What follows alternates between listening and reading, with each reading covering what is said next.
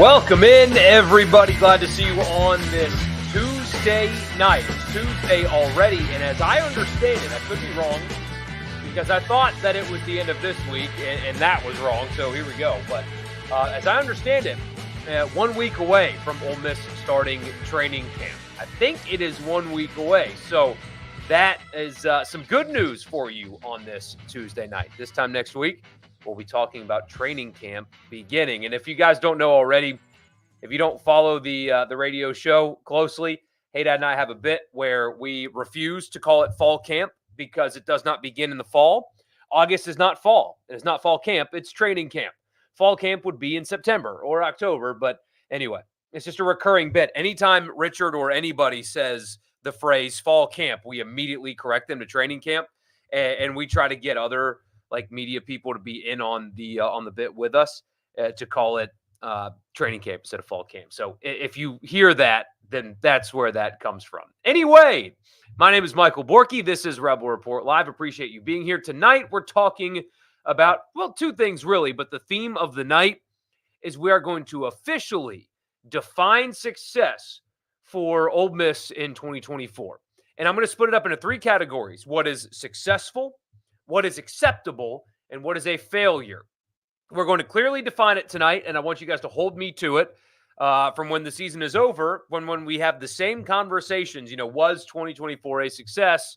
We'll revert back to very specific win or result criteria that we will clearly define tonight. And also, there was a video that came out that is a really encouraging sign for the Ole Miss wide receiver room. We're talking about both of those things tonight. Of course, your comments as well on this edition of the show. Don't forget, if you're listening in podcast form, to subscribe to the YouTube channel. Double subscribe. I would appreciate that. Like the video and also leave a comment as well if you're watching after the fact. If you're watching on YouTube, don't forget to subscribe to the podcast as well. Again, do the double subscribe thing.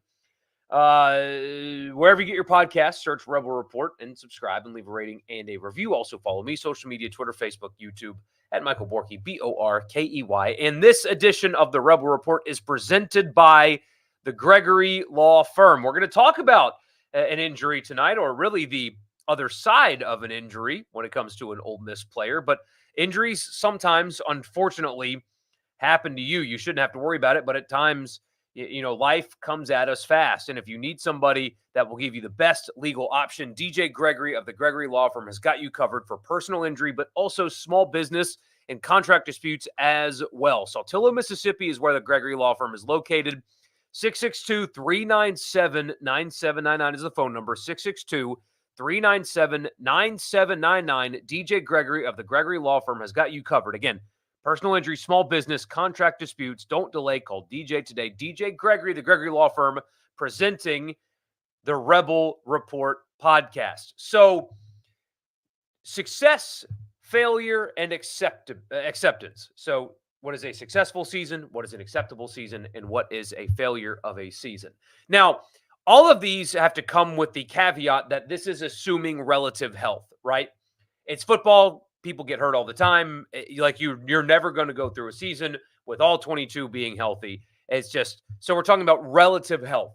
If Jackson Dart, God bless him and knock on wood, so this doesn't happen. But if Ole Miss loses Jackson Dart for the season in the first quarter of the Furman game, then this obviously changes rather dramatically. But assuming relative health, what is a successful season? What is an acceptable season? And what is a failure? Let's start with the top, and then we'll work our way down, talk about the positive injury news, and then we will get to your comments. A successful season would be anything beyond the first round of the playoff. So that would mean Ole Miss would either A, get a bye, which would mean that they would have to win the SEC, or B, they obviously get into the playoff and win a playoff game. That, to me, it's very cut and dry. That is a successful season. Anything beyond that is icing, or a cherry on top of the cake, icing on the cake, whatever expression you want to use. To me, championship or bust is a scenario that I will never agree to. I don't think that championship or bust is a fair standard for anyone in sports ever. Now, when it comes to Ole Miss basketball this fall, tournament or bust, I think is fine. I think it's acceptable. I think that will be the standard in which we should hold that program on this podcast anyway, come basketball season, tournament or bust. Championship or bust is not something that I will ever agree with. There were some people at media days that were like, well, if Ole Miss doesn't, win the SEC, like, is that a good season? It's like, what the hell are you talking about? Yes, you can have a successful season while not winning a championship. You can have a successful season not winning the national championship in the playoff either. However, the only criteria in which I will define Ole Miss's season as truly successful, when you think about the perfect storm that has come. Now, you guys know me. I think that this level of play is sustainable, but this is a little bit unique when you have a 4-year starter at quarterback. I know it's only 3 at Ole Miss, but this will be Jackson Dart's 4th year drawing starts at quarterback, getting the guys that they were able to get back, the continuity on the coaching staff, the number 1 transfer portal class. There's a lot of things that had to go right to get to this point. Lane Kiffin has been kind of building, and that this program is kind of building to this point. I think that they can get back here, but anything short of getting to the second round of the playoff, considering what has gone into this roster, what this roster is, what they have at the most important position on the field, et cetera, et cetera, et cetera, would not be categorized as successful. So either A, they win the SEC and get a bye, or B, they make the playoff and win a playoff game. That is a successful season. The next category, acceptable, something that is totally fine, like all good, acceptable year, still moving forward as a program, but still left a little bit to be desired. An acceptable season would be getting into the playoff.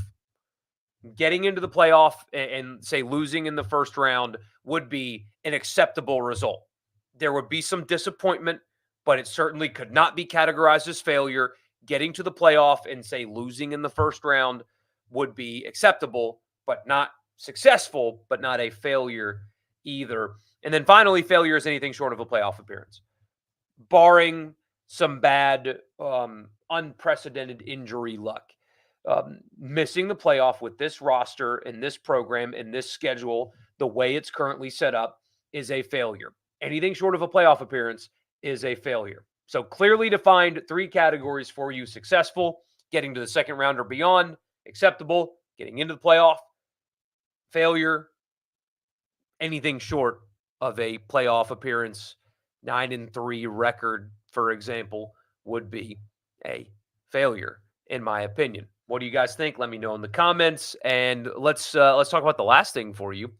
A very encouraging sign. Juice Wells, the South Carolina transfer, an electric, and that's an understatement, an electric wide receiver, proven at this level, is just such a great addition to the wide receiver core that already features Trey Harris and Jordan Watkins. Posted a video on Instagram. It's making its rounds today. Everybody's seen it by now.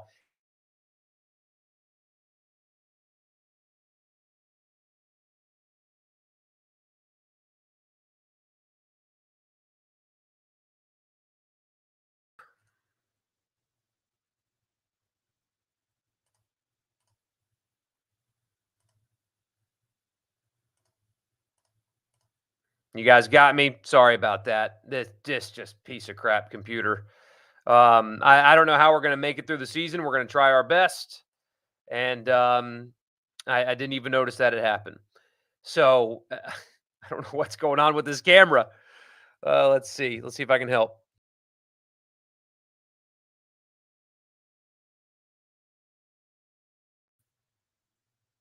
You guys got me now? Check, check, check. Okay. We're just going to roll with it how it is. I don't know what's going on. I've completely, there we go. Finally. Sorry. That sucks. But anyway, where was I? I don't even know when I lost you. So don't know when the video was taken, but it's in Vaught Hemingway, which is noteworthy because there was a point where he was on a scooter. He was hurt last year, did not really play for South Carolina as a result of said injury, but it's just a video clip. It's also in slow motion. But he looks he looks ready. He looks there. Talking about Juice Wells, of course, the South Carolina transfer. Again, I'm sorry, I lost my train of thought, losing camera connection, but um, he looks there, ready. There's what a week until training camp. There's a month until the Furman game. A month and a week until the Furman game. There's almost 2 months until they play meaningful football. So if he's already looking like this with that much longer to get ready for the season, that is an incredibly encouraging sign. I mean, you guys know the way I feel about this wide receiver room already.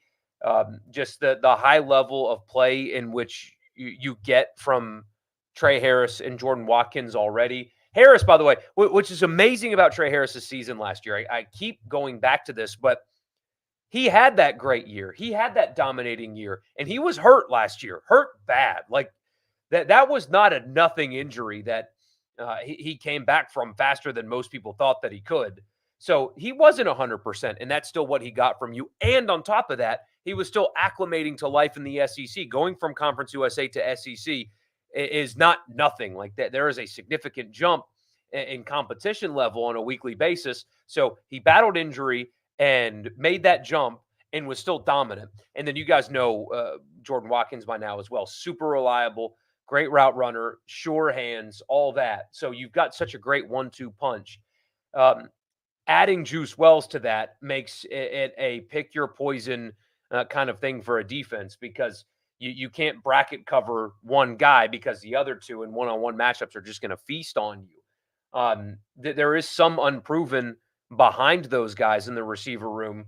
I mean, you've heard so many people talk about Caden Lee and how much the coaching staff loves him. Aiden Williams has the pedigree. Deion Smith is a wild card for sure. They brought in a couple of transfers that have played Division I football before. So like your third stringers are guys that have played D1 ball elsewhere and recorded stats elsewhere in Division I. So the room looks really good. There's a lot of unproven in the second and third teamers, but having a fully healthy Juice Wells to start the season, paired with what you've got at the tight end position, makes Ole Miss's passing attack look so incredibly daunting. And, that's not nothing new to you guys. You already knew that. As Edward's pointing out, he had no idea that Juice was even hurt. So, that this is it's good news that you didn't know you needed today, I guess. But that's a really, really, really good sign, because when healthy, he is just an absolutely electric player. He is a dominating type player that can win games on his own, but so can Trey Harris. I mean, that's why we go back to the defining success for this team, because of a receiver room that features those three guys and what they've done at the SEC level, and so on and so on and so forth. So anyway, sorry about the equipment failure. It's just that's how this is going to be until I can afford better equipment. In the meantime, I appreciate you guys being here. We'll get to your comments after I tell you the podcast is brought to you by Advantage Business Systems. Check them out online, absms.com. Advantage Business Systems has you covered for all of your office technology needs. If you're a Mississippi business and you need tech in the office, anything from copiers and printers and mail machines, cloud storage, data security, everything in between, absms.com is the website. Tell them I sent you. You'll get a complimentary office technology assessment. The podcast is also presented in part by Priority One Bank. They make you their priority every day with local loan servicing and decision making. So you don't need to get on Zoom or talk to somebody out of state.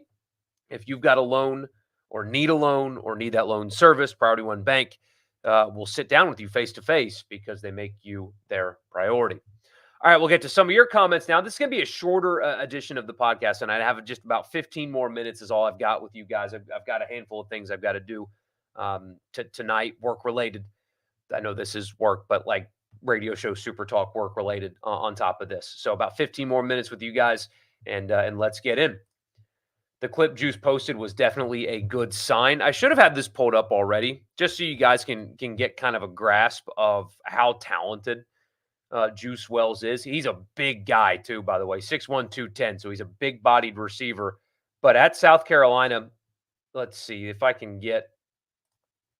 I wish I could get game by game here.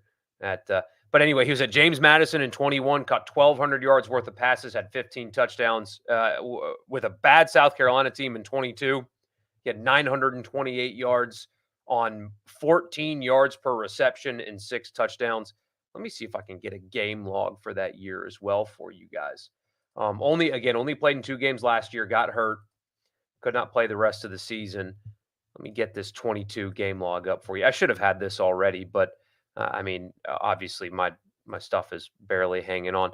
I want to do a watch along for the LSU game with you guys, but I'm afraid that this won't last. I'm afraid this won't last. It's not pulling up for me. Sorry about that. I don't know what's going on. Yeah, Juice hurt. I honestly had no idea. Well, now you know that he was hurt and that he's better. This is Mississippi. Even September isn't the fall season. Yeah, no kidding.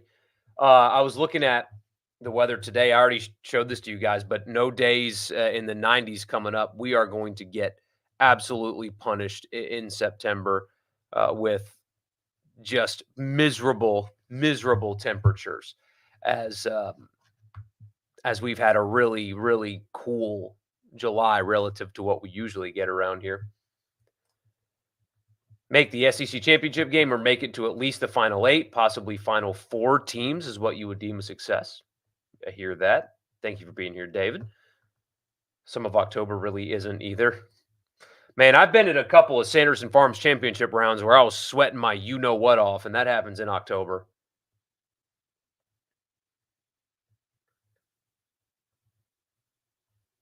Acceptable, 9-3, 8-4, or worse is failure. So a little disagreement there. I appreciate that. Failure is anything below 10-2, or what if they went 10-2 and got left out of the playoff? It's possible with certain wins and losses. Man, if the rare thing happens where they go 10-2 and miss the playoff, I don't know if that can fall into failure category, even though I said missing the playoff would. I just don't think a 10-win SEC team will. And I don't think you're going to have 6 teams in the SEC with 10 wins like some people do. I don't foresee that happening. So, gosh, a 10-win season at Ole Miss being viewed as a failure. They would miss the playoff in your scenario, though. It is possible, but unlikely. Barring serious injury problems, 9-3 is definitely failure with the roster they have. Lose to Georgia and Arkansas / Florida / Mississippi State, and they probably get left out, depending on what else goes on around them. But that would include a win over Oklahoma and one in Baton Rouge. But, yeah. You still have trauma from 4th and 25. If we lose to Arkansas this year, I'm drop kicking my TV and sending Walker Jones to Bill. Of all the games that Ole Miss is playing this year that I'm most confident in, I think Arkansas is the one that I'm most confident in. SEC games. Still think winning in Baton Rouge is a key step in showing that they have a serious contending program. Not high on LSU, and it's a game they should win. Time to break trends. I agree. When it's possible for 9 SEC teams to all finish 10-2, it's not a stretch that 5 do. Not a stretch at all. There's a real chance that 5 SEC teams make the playoff. I think you can guarantee right now that 4 will. Ole Miss has gone above the preseason win total in all 4 years under Kiffin. There's your stat of the day right there. Minimum acceptable is 10 regular season wins and a playoff berth. Successful is winning the conference championship or making the semis. If they have 2 losses going into the Georgia game, it's already over. Yep, 100%. Get Apple to sponsor an episode and give you a new computer. Yeah, here's the thing about sponsors. I am not going to, I'm not going to sell myself short in what I think the value of this podcast is. So I'm not going to give away sponsorships. I think that there's good value here. On the flip side, Apple, they aim a lot higher than what I'm doing here. So I don't think that they do that. Like I say, they cannot lose into Oklahoma. Yep, they cannot lose to Oklahoma. A loss to Oklahoma. If you told me right now, if the football gods came down and said, Michael, Ole Miss is losing to Oklahoma, I'm telling you that they failed. Guys, have you looked at Oklahoma's schedule? I think we've done this already, but have you looked at that thing? Welcome to the league, Brent.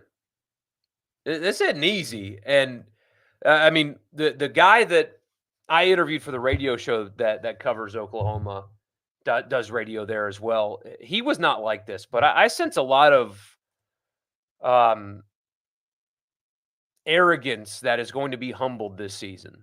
So Oklahoma opens with Temple, Houston, and Tulane, and Tennessee all at home, 4 straight home games. But Tennessee at Auburn, Texas, South Carolina at Ole Miss, Maine, at Missouri, Alabama at LSU.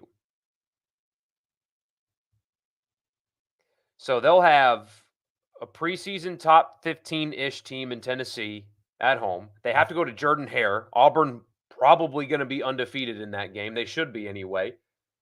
Texas is a championship contender.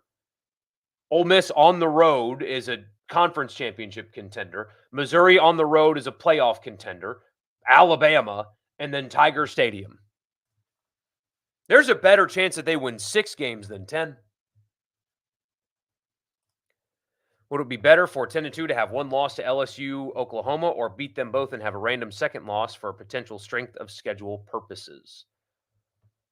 I think that it would be better to lose in Tiger Stadium than to lose to Arkansas or to lose to Mississippi State. If it's 10-2 with a loss to Georgia and Arkansas, or Georgia and Mississippi State, or Georgia and Kentucky, that is a worse resume to me than Georgia and 7 o'clock at night in Tiger Stadium.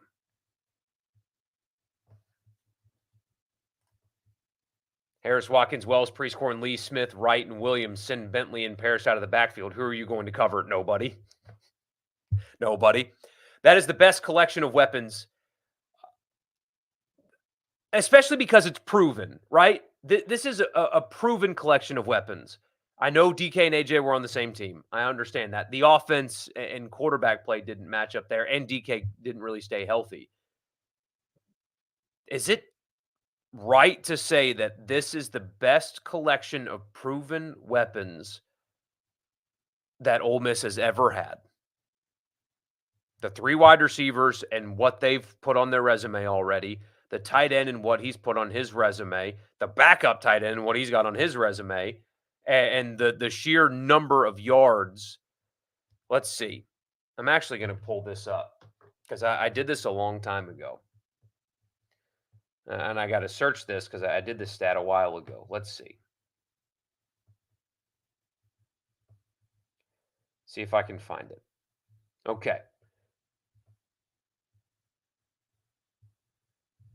So Jackson, going into 2024, has 27 starts. You've got a wide receiver with 2,400 yards, another wide receiver with 1,800 yards. Prieskorn's averaged 16 yards per catch. Okay, here's a better stat. Sorry, here's the better stat. This Ole Miss offense, this is without Quinshon Judkins.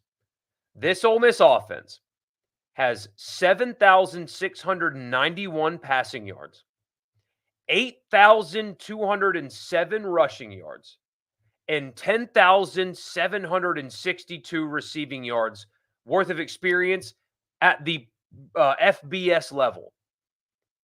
That's a better stat than the one I was giving you before. 7,700 yards passing, 8,200 yards rushing, and 10,800 yards receiving at the FBS level. That's what this Ole Miss offense has. That is insane when you think about it. Absolutely insane. Losing to anyone not named LSU, Oklahoma, Georgia would be much worse. I agree.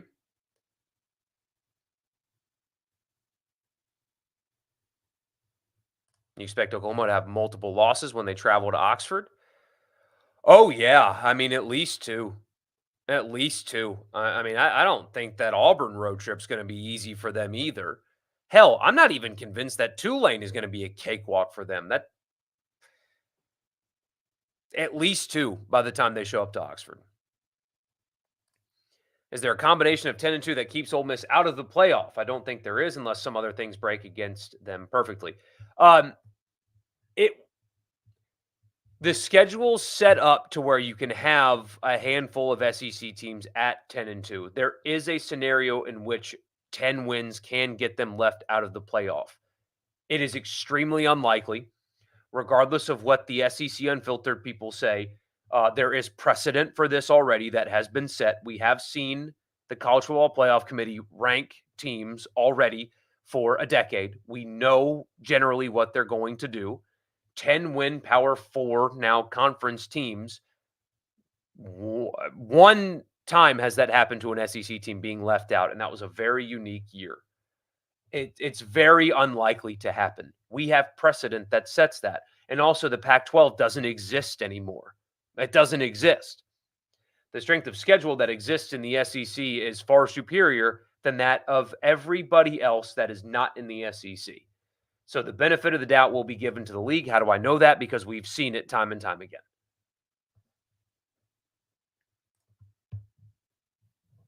You said it for a while. You would love to beat Georgia and Oxford, but if they do, you don't want to see them again for a rematch. No, no, you don't. You don't.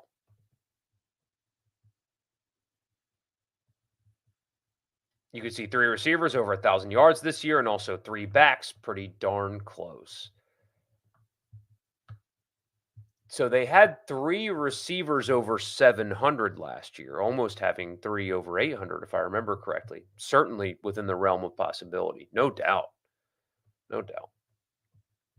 If 5 or 6 SEC teams finish 10 and 2 or better, there's a good likelihood they will miss the playoff.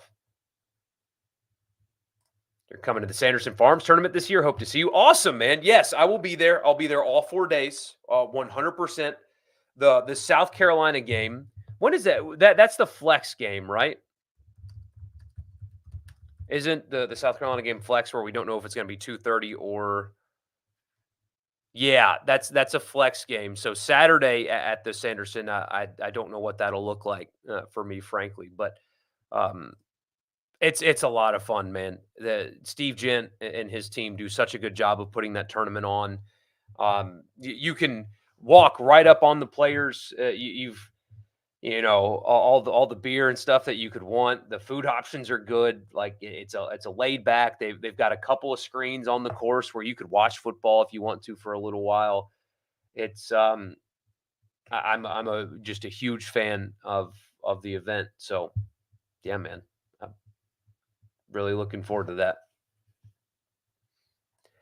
You see people saying Missouri, LSU, and Tennessee will all win 10 games, and you disagree. I disagree too. Haydad is big on Tennessee this year. Big, big on the Vols. Um, 2 of which have completely and totally unproven quarterbacks. You think that just going to snap their fingers and win 10 games? Nah. Lose to South Carolina or Arkansas, and you're hitting the panic button. That's not survivable. I agree. If they lose to Oklahoma but go 11-1, you're fine with it. Well, you should be.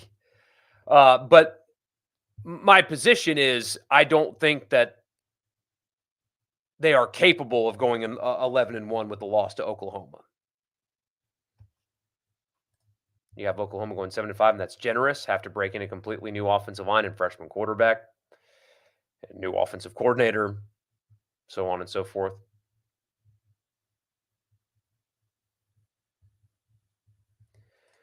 Texas, Georgia, Alabama, Ole Miss, and Missouri, or Tennessee, or LSU, or A&M, or Oklahoma could all be 10 and 2. When you look at the schedules, there are some favorable ones.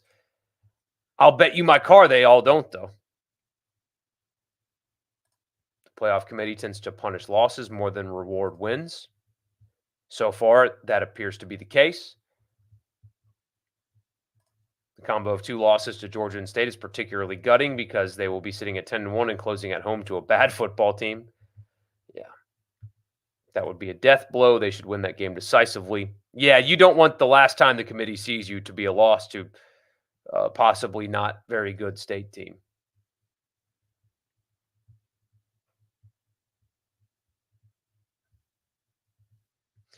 I mean, if Florida is 8-4 and that's one of your two losses as you're putting out there, that would mean a win over Oklahoma and in Baton Rouge. You'd probably be okay. Those are two late losses, though, is the only problem. Timing's a real thing, man. That would be losing 2 games in a row at the end of the season.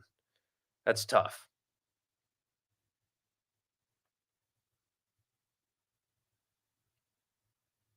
State will probably have 4 or 5 wins coming into the Egg Bowl, maybe 6 if they overachieve. If they have 6 wins coming into the Egg Bowl, then Jeff Lebby's SEC Coach of the Year. That's what I think about that roster, frankly. Because Florida is going to start hot and then break under the pressure of the schedule. You don't know when Billy gets fired at 6-6, though. I don't think he does. I don't think he does. His buyout is huge. Feels like Scott Strickland's kind of tied to him. The NIL stuff was a mess. He's, you know, I'm not totally convinced. I also think that they have a chance to be better than 4-8 as some people are projecting them to be. There's a real chance they're 4-0 going into their bye week. Hell, there's a real chance they're 5-0 going into Knoxville.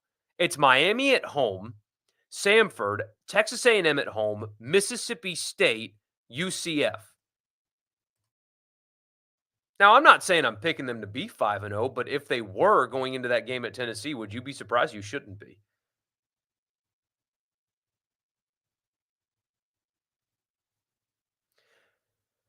Florida's likely to go 5-7, but we don't know how good they will be. They could be 3-8 or possibly 8-4 for sure.